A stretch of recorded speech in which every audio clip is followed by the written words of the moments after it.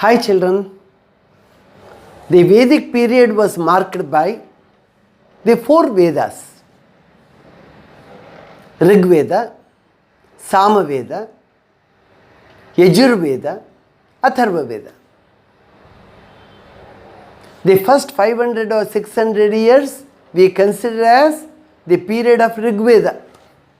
Rig Veda took that much of time to take shape. There was no written script. It had to pass from mouth to mouth, from one rishi to the other, to the disciples, through one's expression. People had to recite. There was no script, remember very well. In the early Vedic period, there was no script at all. Now Rig Veda was followed by 3 more Vedas later on. They are all, in a way, you can consider as the extensions of Rig Veda. Let's see here. After Rig Veda, it is post Rig Veda period. Rig Veda period is over. And Rig Veda too has undergone lot of changes as it moved from Maharshi to Maharshi. They made changes. They edited. After Rig Veda, 3 more Vedas appeared. They were named after 3 priests who conduct 3 types of yajnas. Sama Veda. What's special about Sama Veda? Sama Veda is singing of Rig Veda. The shlokas or sutras in the Rig Veda, they had to be chanted. They had to be recited. And there was a way to recite. There was a system. Beats were there. Matras were there. So to appease the gods, these had to be sung. Rigvedic shlokas, stotras had to be sung. How to sing? So a system came up. That is Samaveda. Saman is the priest behind it, the major priest. His name was kept Samaveda. Udgatri singer. Samaveda. Next one, Adhvaryu. The priest was Adhvaryu here. So the followers were also called as Adhvaryus. This guru's disciples. One who recites Yajus Stotras. It was called as Yajur Veda, reciting the Yajus. Again there were 2 types. The Shuklas and the Krishnas. Shukla Yajurveda and Krishna Yajurveda. We need not go that far. There is a distinction between the two once again. See, this is how stage by stage Vedas started taking shape. Behind the Vedas, the effort of scores of Maharshis is there. Vedas were not written by one or a few Maharshis. It was a contribution of that time. And Maharshis in the depths of the forests of Himalayas, out of the ideas, the meditation,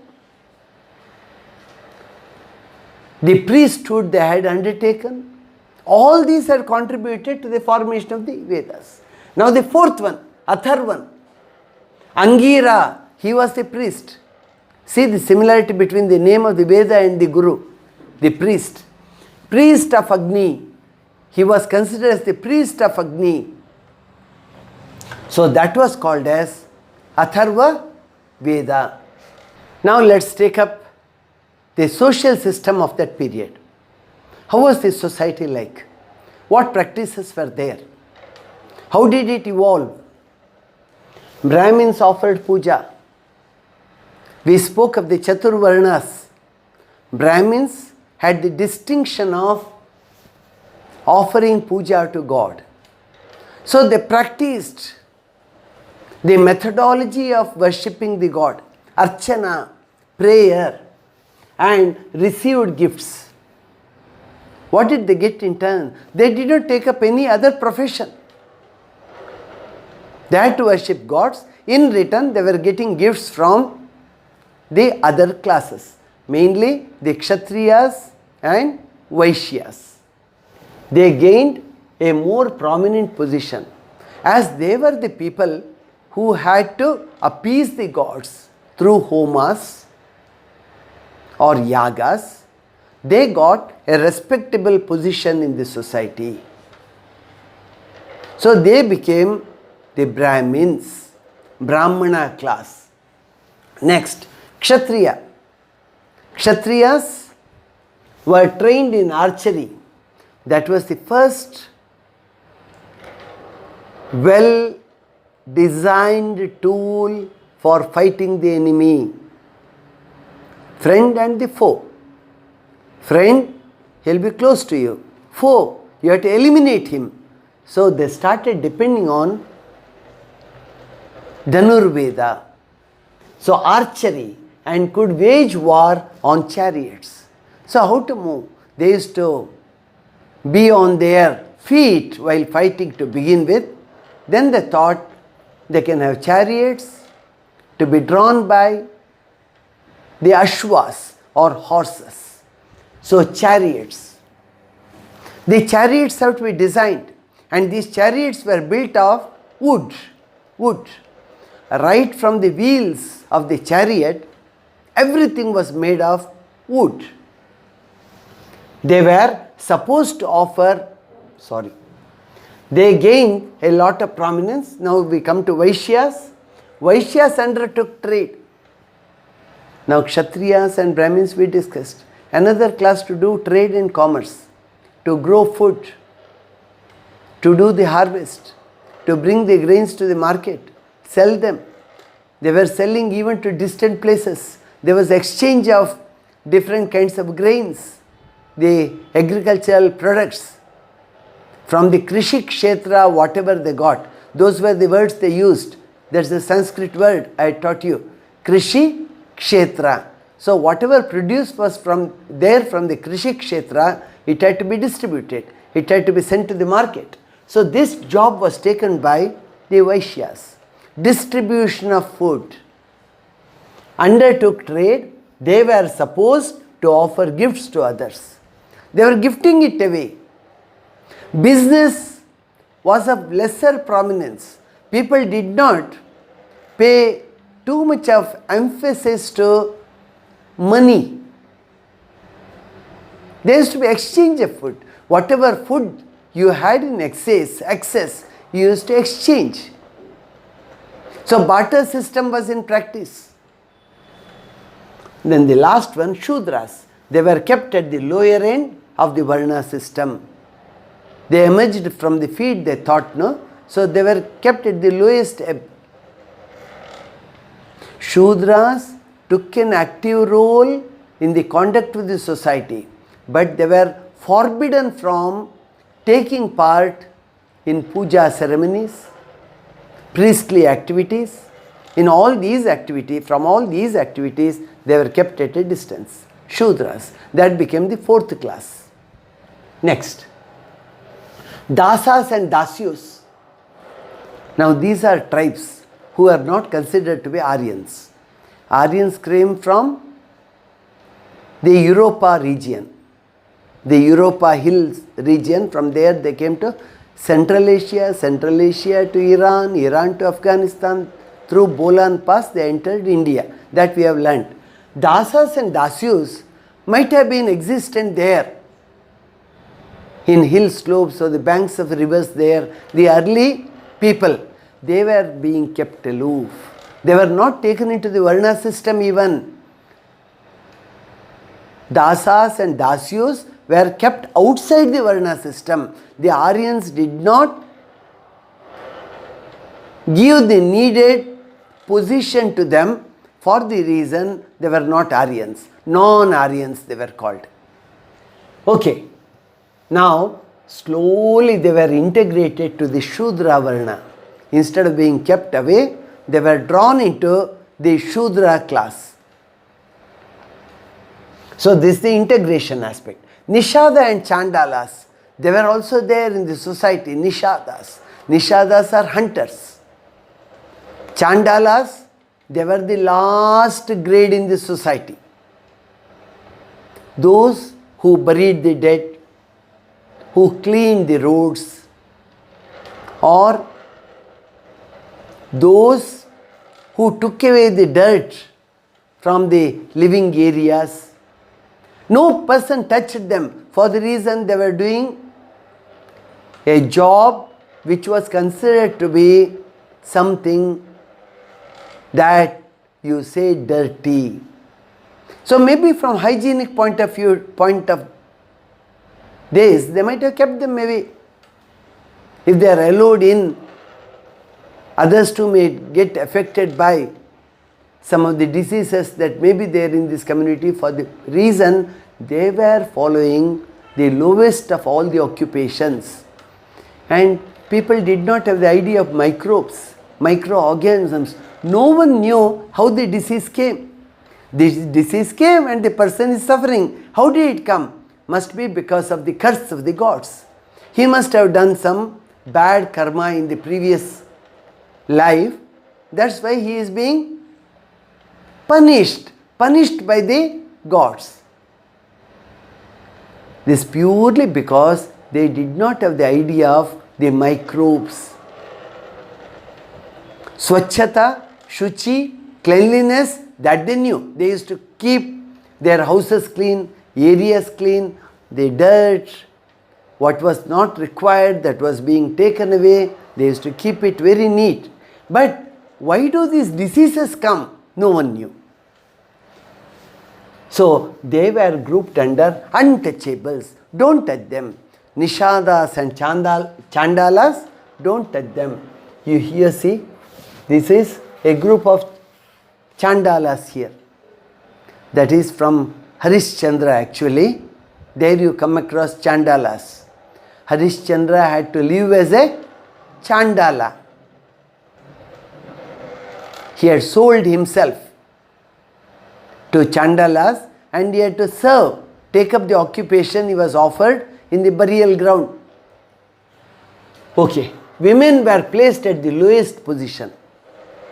Though we have certain cases where women occupied a high status, in general, women were kept inside the house. And the political power or the social power vested with the men. Women were placed at the lowest position. There was no practice of child marriage. Children were not getting married. Child marriage you don't come across in the Vedic period. It was something people started practicing when foreigners started invading and ransacking the people who were living here. Girls were being taken away forcibly. Then they thought, better we get them wedded. They used to wash off the responsibility of keeping girls in the house. Hand them over to the future husband, conduct the marriage and get resolved of that responsibility. Okay, polygamy was prevalent among the rich, only in the rich class. Not among the Brahmins or other classes, Vaishyas. It was prominent only in the rich class. The rich used to have 2-3 marriages. You see, especially the kings, they used to have 2 or 3 queens. Polygamy, you call it as polygamy. Marrying more than one woman. In case a woman marries more than one man, then it is polyandry. What you have in the case of Pandavas. 5 Pandavas, and they had a common wife, Draupadi. Now that is polyandry. Andrecium and gynecium you have learnt in biology. Andro is a word pertaining to Purusha. Gaini is a word pertaining to the women, the female class. So here Gami-poly means many, was prevalent among the rich. The widow could remarry. See how broad was the society. In case husband dies for some reason, the woman was given the authority to remarry in the Vedic period. Okay, next. Now, economic system. By now, Aryans had moved to the Ganga plains. They came and settled in the Indus plains. From the Indus plains, slowly they moved eastwards, and now they started getting spread out in the Ganga basin too. Up to the delta of Gangas they moved. Almost the entire North India had Aryans spread out now. They cut and also burnt forests. Entire North India, it had thick forests, very thick forests. So people to dwell, what should they do? What's the job? They have to cut forests, clear the forest area, then build houses and start settling. Then they need Krishi Kshetra. They have to start taking up agriculture there. So slowly this forest started dwindling. Forest started dwindling and their place was taken by the humans. They burnt forests and settled. Settlements. You had the Aryan settlements everywhere. They used iron axes to chop off trees. How to chop off trees? You need a tool. Without a tool, it's very difficult. With stone tools, you can't chop a huge tree. So, the invention of metal, iron came handy now. He got the axe in his hand. The day he got axe in his hand, it was easy to clear the forest. So, in the Rigvedic period, people did not know iron. They came to know about iron later on. Only at the final stage they come to know about the way they can make steel even. By mixing iron with certain other metals, they used to convert it into something that won't rust at all. Agriculture became more important than hunting. Here, oxen in agriculture increased. So they started using oxen to plow the field. So they made plows of wood to begin with. Later on they started making plows using iron. So these iron plows became very handy. But who has to pull them, drag them? Oxen were used. So his respect towards cattle goes on increasing now, stage by stage. It gives him milk. It helps him in agriculture. Let's see. Agriculture became more important than hunting. He settled down and he felt there is no point in going and hunting animals every day when he gets grains which he can store. He felt food is procured. So he is safe, secure, and in the rainy season he need not go out at all, stay inside. So slowly from hunting, occupational change, he comes to agriculture. Oxen became more important for agriculture. Now he had to keep oxen. Today we have tractors, there is no problem. A tractor can till as much of area as you want. You have mechanized everything. Then mechanization was not there. Everything had to be by way of sweat. You had to sweat it out. So you needed these animals to help you. So he regarded oxen as great gifts from the gods. Cows were considered great gifts from the god. So he had great respect for whatever cattle he had. Cattle became his wealth now. There was no money. The cows and oxen he had, he thought, this is the wealth I have. If they stay alive, they get me food, they get me milk, they get my agriculture done. So he was always thankful to his animals. He considered them as if they were his colleagues, friends. In the shed he built, he used to have some space for the cattle. He lived with the cattle. He could not part with them. They were his wealth now. Agriculture became more important than hunting. All these are key points. 1, 2, 3. What is the post-Rigvedic period? These are the points. Even if you have 4 or 5 points, you can explain that period very well then. Oxen became more important for agriculture and transport. One more thing now. He felt, I can get a cart, I can load everything on the cart and get it pulled by the oxen. So not just the milk it gives or tilling of the field, you have a third great use. What's that? They can pull the carts. They become a part and parcel of life. Wherever he went, the cart used to go, he used to go on the cart. Eating cows and oxen, see the change? He developed so much of respect. He thought they are not worth of being killed. They should not be killed. You have other animals, eat goats, eat sheep. Why do you eat cows? Cows are very, very useful. Do not kill them. So they made a rule. Killing of cows and oxen is forbidden. See, he used to be very grateful too. He thought it's his primary responsibility to consider them as if they are a big support to his life. So oxen got forbidden. What is forbidden? It was banned. Cow slaughter got banned in the post-Rigvedic period. Maybe in certain pockets they were killing, that's different.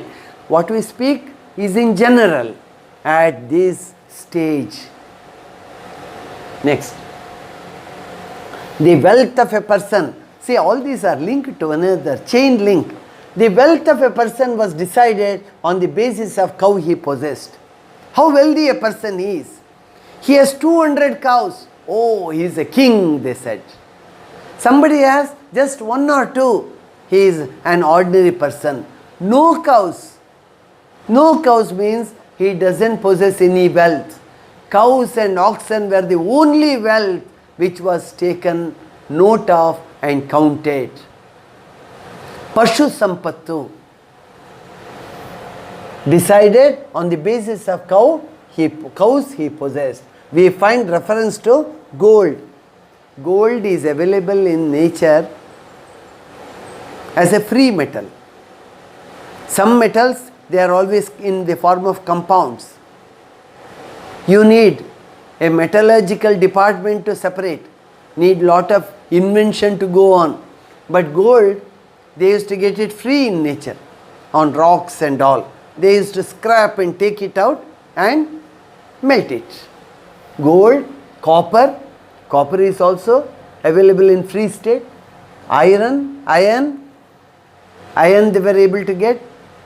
Iron they were able to slowly melt and transform into other forms. Brass and tin. Tin is a metal, brass it's a mixture. You mix different metals and you get brass. Technology of converting iron into steel. They say in 10 BC, before Christ, almost at that time, man came to know how to convert iron into steel. Steel won't rust. Once you make steel out of iron, it doesn't rust. So man will be at a great advantage now. Iron artifacts found in Atranjikera, that's in the Ganges plains. You have a place named Atranjikera. See, charts pertaining to history. Vedic period, if you open those charts, you can get this place. In Atranjikara, they were able to get steel items. When they were subjected to carbon dating, they got the age as 10 BC.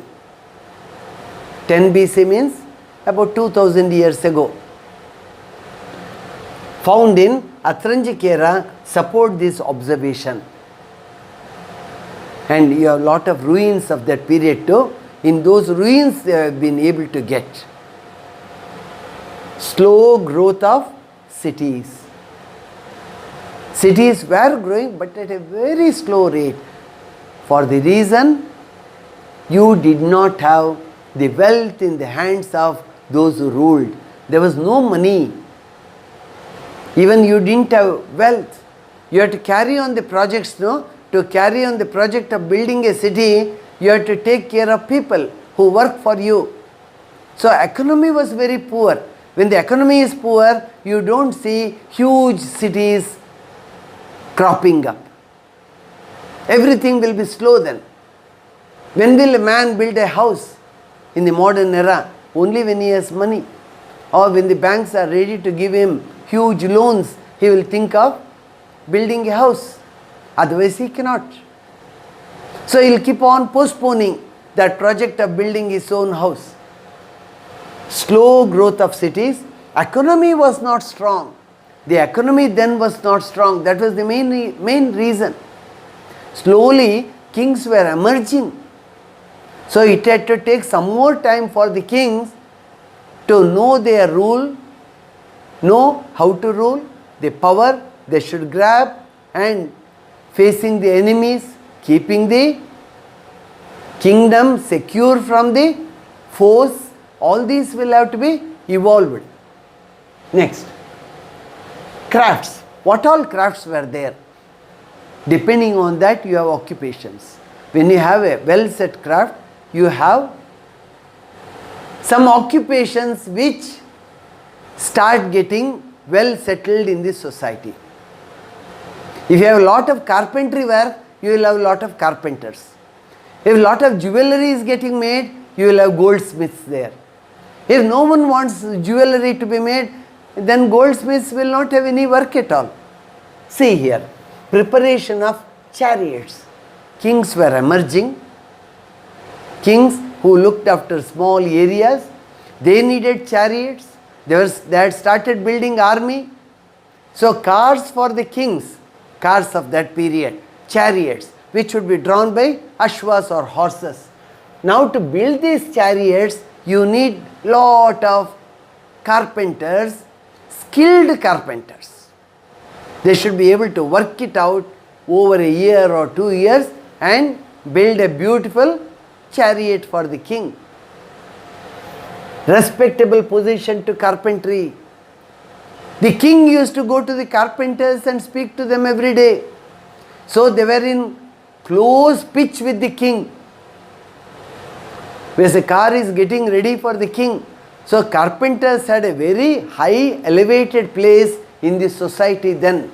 They were masterminds who would come out with new designs of chariots. More carpentry, mortars. You have to apply plaster over the walls, stone walls, mortars. You have to fix the stones. A stone has to be fixed to another stone with the help of mortar. What is mortar? Different substances you get in the soil, you mix them up. Maybe one is calcium oxide, what you call as sunna. Then you need sand. Then they used to add jaggery to it, mix everything and grind it into a paste, and that was turning to be very, very strong. Even now in some villages, remote villages, jaggery, sand and calcium oxide. An amalgamation of these three becomes a very good mortar to build the walls. Mortars and pestles. Now pestles, what for pestles? To grind. Mortar and pestle. Bigger mortars with bigger pestles. Even for grinding, when you have to cook, you have to grind. In olden days, or even in villages, even today, they use grinders. Somebody has to sit and grind. Now you have machines in their place. Vessels of wood, metal tools, pottery making, that turned to be very important, making pots, earthen pots, and getting them burnt. In kilns, you get them burnt. Spinning, you have to spin, you have to make fabric, thread you have to make first to get the cloth made. Then dyeing clothes, you weave, then clothes have to be dyed. Here dyeing is D-Y-E, that's the verb. Dye means coloring. Putting color is called as dyeing. The other one is a person breathing his last, dying. That dyeing is different. That is D-I-E. This is D-Y-E. Both are dyeing. Washing clothes. Clothes have to be washed. So far you didn't have clothes. You had only animal skin to be worn. But now you have clothes. Clothes have to be washed. A new occupation started. That's washing clothes. And women, they too had the job of washing the clothes and getting them, keeping them ready. Embroidery work. Now once you got clothes, you thought of beautifying it. Adding some gems, beautiful small items of craft on that, getting them sewn, making it look wonderful. Making up bows and arrows to keep the enemy down. You need bows and arrows. Hundreds of soldiers have to get into the war field. You need quality bows and arrows. So it was a continuous job to strengthen the military. Ropes to pull, drag. Bamboo works. From bamboos making it into thin strips, he started making chairs. He started making stools. He started making mats. He started having temporary partitions inside the house. In old palaces you see, wherever you see, most of the walls will be of mats. Through mats you can see the other side, through those small slits there. Without being seen, you can see who is on the other side. In Amba Palace you see those huge mats of those days. In case they have to be raised, you can pull the rope and it goes up. It goes on rolling up. And you get the hall then. The hall is divided into smaller rooms with the help of bamboo mats. Bamboo works. Ointments. In order to get it applied on the skin, you have to get herbal ointments. They have to be ground. So ointments. Firewood. To cook food. Man has learned cooking. He knows well now. Paka Shastra. So he wanted firewood to cook his daily bread. Horse traders. Sale of horses. Horses too became a kind of wealth now. But horses were not being used by ordinary people. Horses were being used only by the administration class. There is the kings. Cowards. When you have a lot of cows, you need people to take care of them, feed them and take them for grazing. So, cowherds. Sri Krishna was a cowherd. He used to take cows for grazing along with other cowards. Hunters. People used to go and hunt and bring those animals and sell their meat. Fishermen. Fishing. Smiths. Different kinds of metals have to be brought to shape. So you need smiths. Maybe silver jewelry, gold jewelry, or from brass. Businessmen, those who bring things and sell. So the market has started developing now. Doctors, they are all Ayurvedic doctors then. Those who served people with the help of herbs and plants. And astrologers. So people always used to get amazed looking at the sky. So we thought of gods reside in the heavens, and astrology got great prominence. An area which we did not know much. We thought demigods are there, controlling every aspect of our life. So astrologers, they started predicting what would happen next. And there were psychologists too. They used to soothe the king. Even if he has a defeat in a war, they will tell him words which would soothe, a soothing factor which would be, and he will once again be encouraged. He will be filled with the needed energy to get ready for the next war. He won't give up. So astrologers played a great role. Next, now let us discuss about the political system prevalent then. Politics is the administrative power, the right to administer, the right to hold the entire kingdom together and give people the right kind of government. That's what you call as the political system. And in case there is an attack by an enemy, you will have to face them. Otherwise you won't be called a king at all if you run away. You should be leading the army from the front. Tribes were the major controlling units of the political system. People lived in tribes, small groups. Each tribe came from a different place. They had a leader. So number of tribes were there in a particular kingdom. So they were the units, controlling units of the entire kingdom. Like villages now. Each village is a unit now. Then the tribes were units. Vedic tribes ruled over other lesser tribes. Tribes which were soft were being taken care of by major tribes. So they became sub-tribes now. Together they formed one bigger unit. The usage of iron supported this victory. See, when they had to wage small wars to dominate over a smaller tribe, they may have, sometimes they might have even declared a war, a battle or some force. Now weapons made out of iron came handy now. It need not be an arm-to-arm fight or with sticks. They had weapons, sharp weapons made of iron. Powerful kingships emerged. So day by day as things rolled, you had some powerful kings coming with thousands of tribes under them.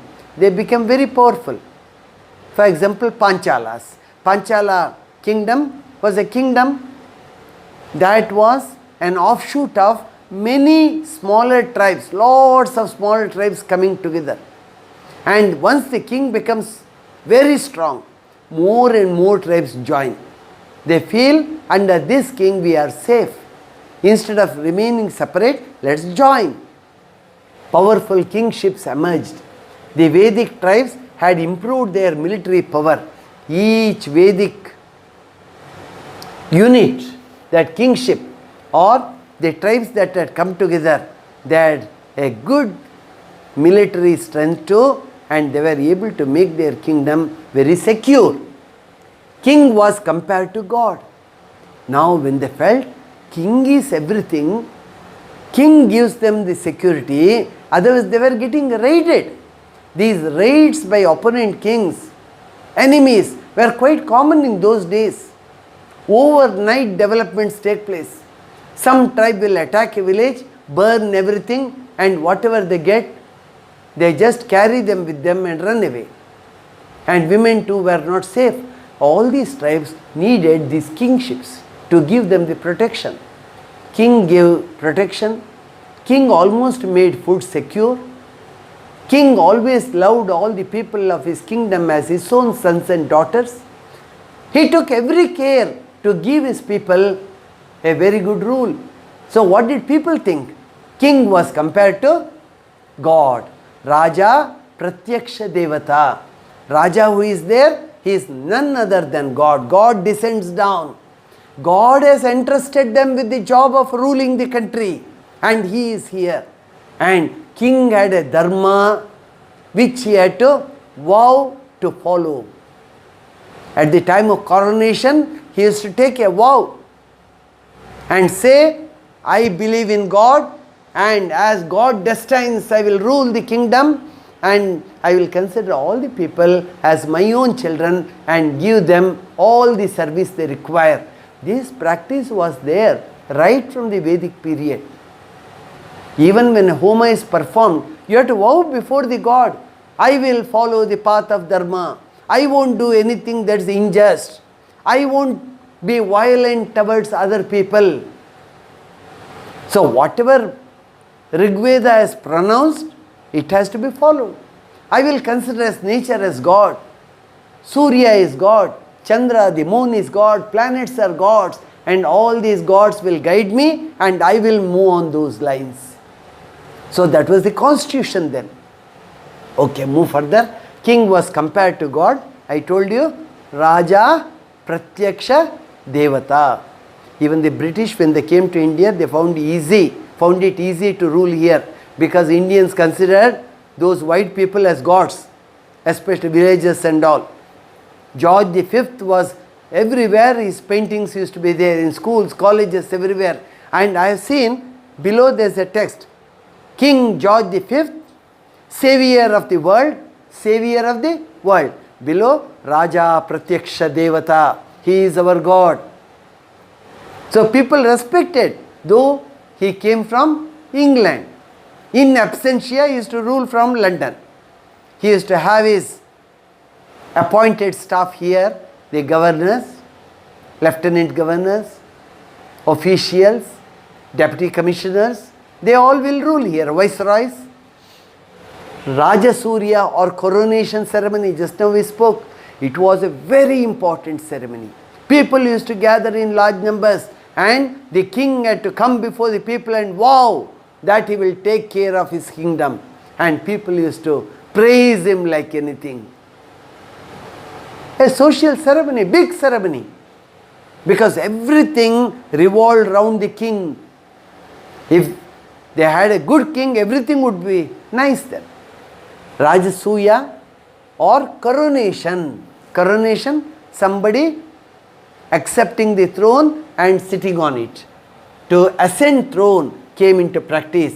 Ashwamedha Yaga gained prominence. Ashwamedha, when a king becomes strong, he tries to declare to the world that he is the strongest, the most dominant.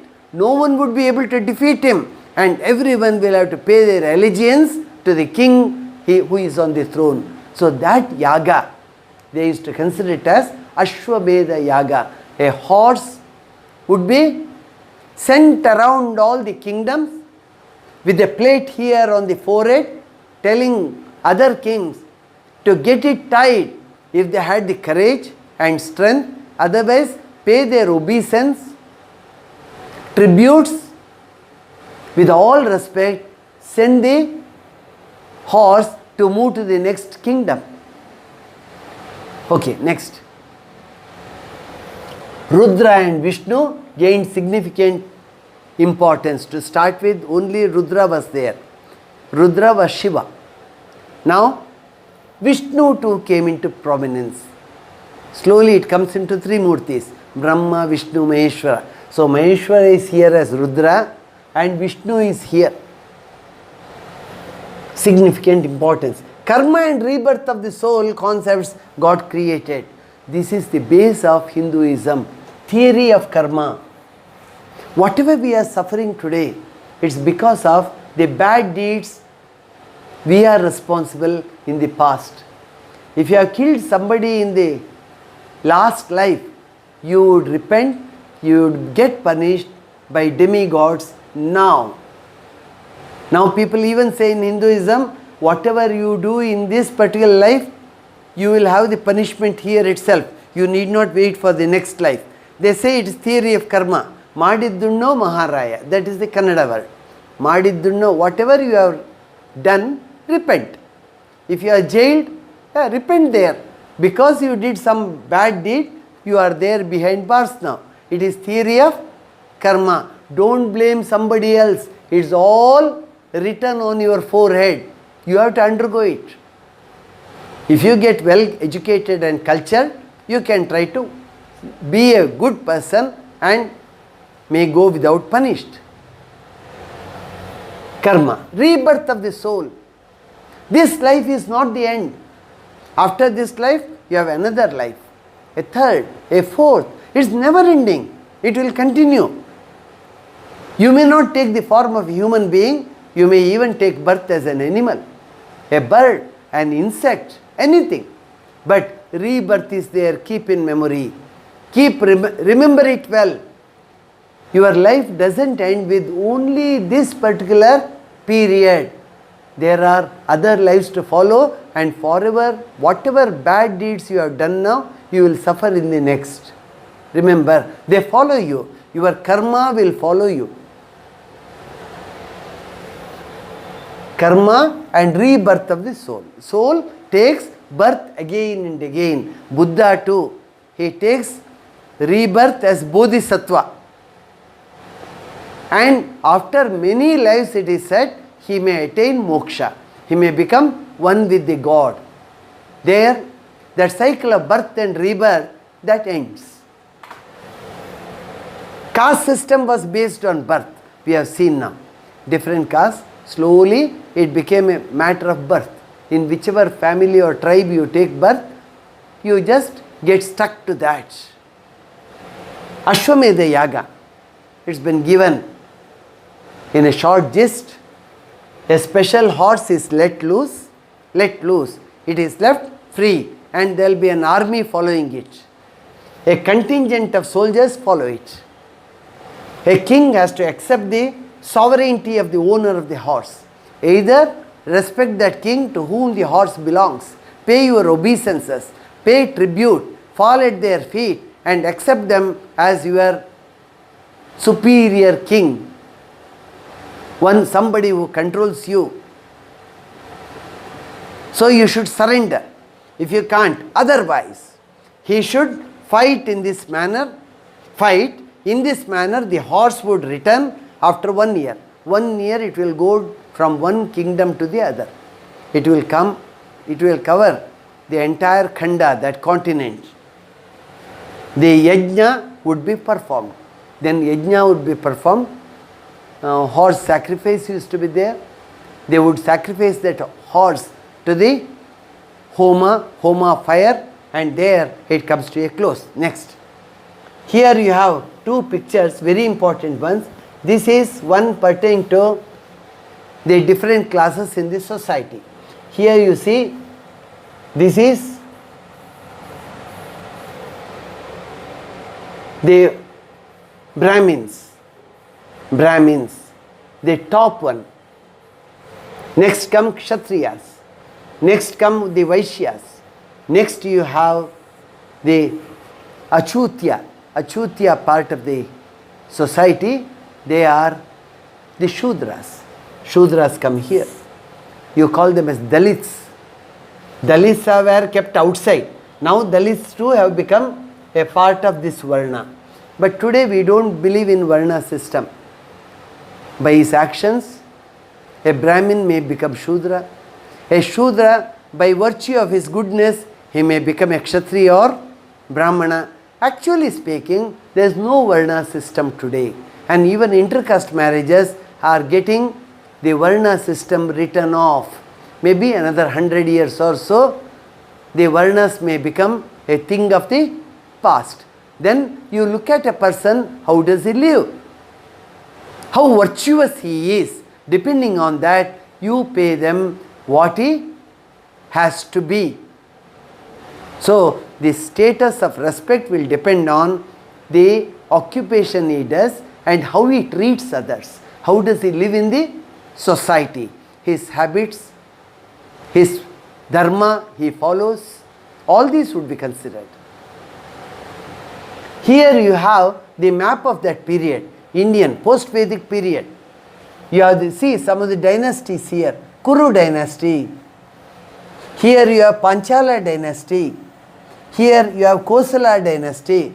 Here you have Videha dynasty. Now children who are born in these dynasties, they become the successors of that dynasty. So birth used to decide. So tribes used to come together and have a label, have a title, and they used to either ascend up in the society or descend down over years.